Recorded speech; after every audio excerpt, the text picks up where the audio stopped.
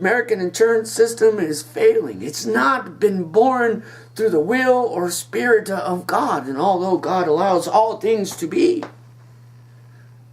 because what God gave us freely was free will, because love can't exist unless free will is a reality. God doesn't force his love upon anyone. It says freely, I love you. And anyone who loves him responds to that. And they respond through it, by it in a transforming way. Your life is transformed. Same for me. My life from 2012 to today has been transformed. And I suffer for it. The same ways as I guess all the followers of Jesus suffer. Receive a great blessing to see Jesus, to hear his voice, to be healed by him. Yet in that blessing, the world begins to reject you. What is God showing and displaying? That faith in reality, God walks with us. God talks with us.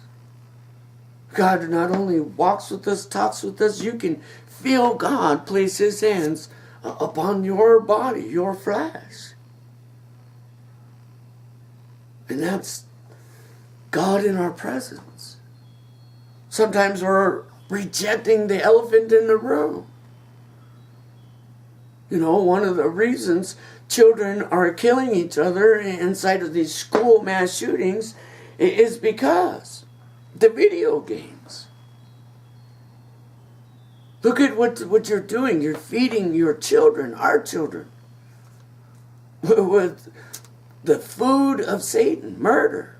Yeah, it's just a game, it's not real, until somebody comes and slaps you in the face, and then it's not a game anymore.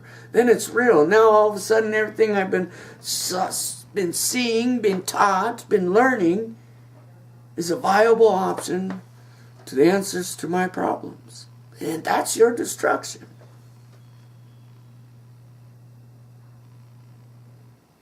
That's your destruction.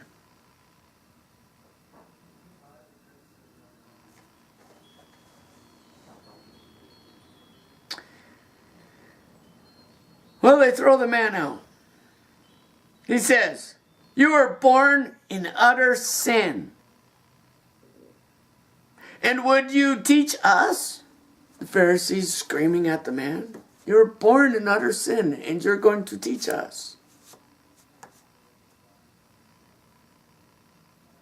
They cast him out. Jesus heard that they had cast him out. And having found him, he said, do you believe in the Son of Man?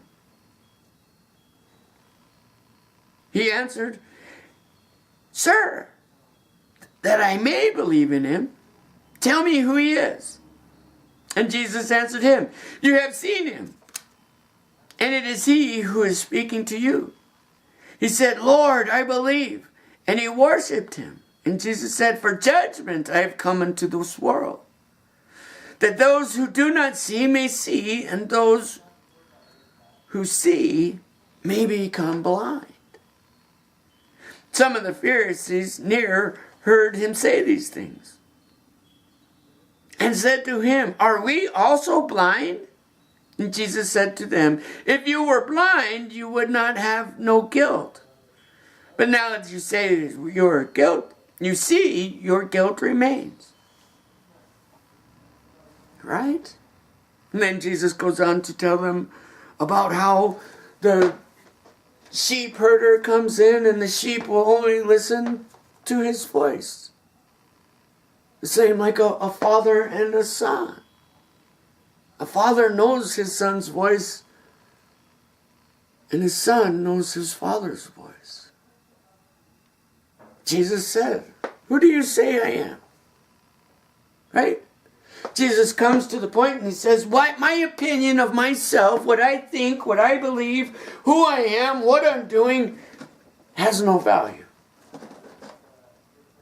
But who do you say I am? What is your opinions about who I am? Who do the people say I am? And they said, some say you're Elijah.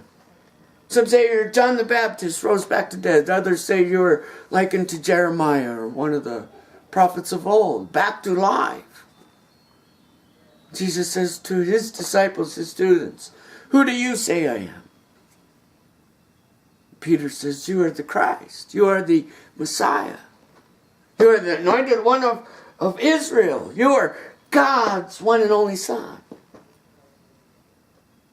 And Jesus says to Peter, it's on that rock, on that knowledge, on that wisdom, I will build my church. The gates of hell will not overcome it. And what proved Jesus to be truth? He had the thoughts of God on his mind. He began to teach them and tell them at that moment that I'm going to go and suffer many things. The Son of Man must suffer many things and be crucified. Peter begins to rebuke Jesus and says, no, Lord, we will not allow you to suffer these many things. We will take you and we will hide you. And in fact, when they come to take you, they will have to walk over my dead body. And all the disciples agreed with Peter. They're going to have to walk over our dead bodies to get to you. We shall protect you. And Jesus grabs Peter and rebukes him and says, Satan, get behind me. So he directly says to Peter, you are Satan. Satan is manifesting himself through your heart. You have the thoughts of men on your mind and not the thoughts of God. We as men, we as people on earth, God doesn't need anything. He doesn't need anything. Certainly doesn't need anything from us.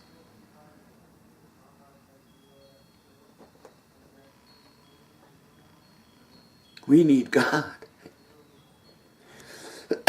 We need God.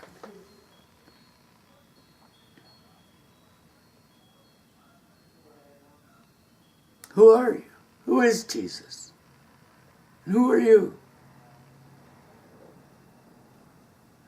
What proved Jesus to be truth was his perfect love.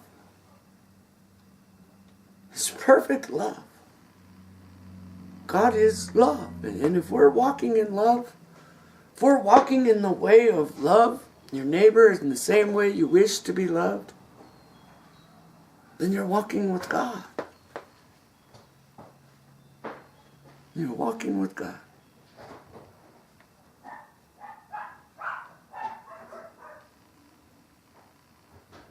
Get told every day, I'm stupid, I'm an idiot, I'm ungodly, I'm unrighteous.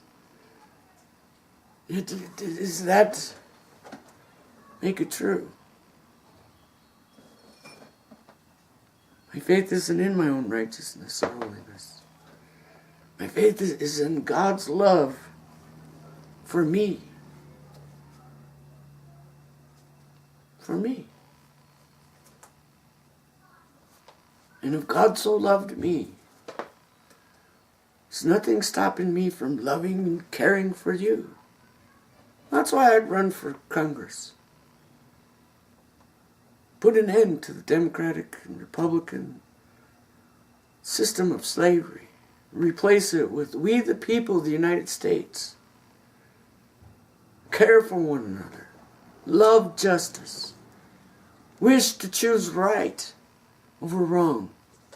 We all equally deserve liberty, love, and grace in the times of our greatest need.